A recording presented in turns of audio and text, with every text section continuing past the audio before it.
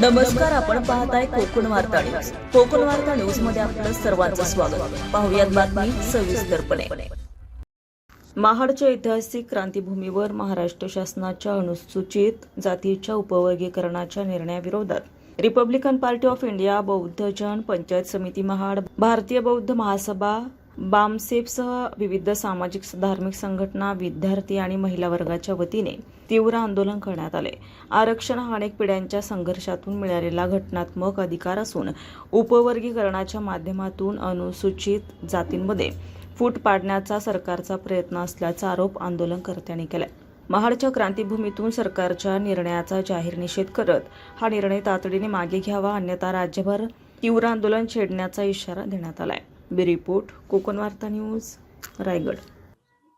आज संपूर्ण महाराष्ट्रामध्ये जे आंदोलन सुरू आहे त्याप्रमाणे महाडच्या क्रांतीभूमीमध्ये या ठिकाणी आरपीआयच्या प्रमुख कार्यकर्त्यांचं या ठिकाणी आंदोलन सुरू झालेलं आहे चौदार तळ्यावरती.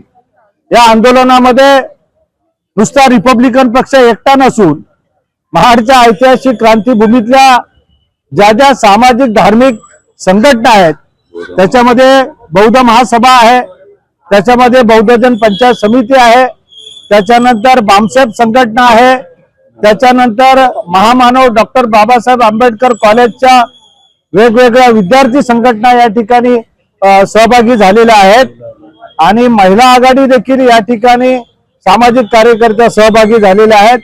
असा या ठिकाणी महाराष्ट्र शासनाने जो उपवर्गीकरणाचा घाट घातलेला आहे त्याच्या विरोधात या ठिकाणी खऱ्या अर्थानं हे आंदोलन रिपब्लिकन पक्षाच्या पुढाकारानं या ठिकाणी सुरू झालेले आहे.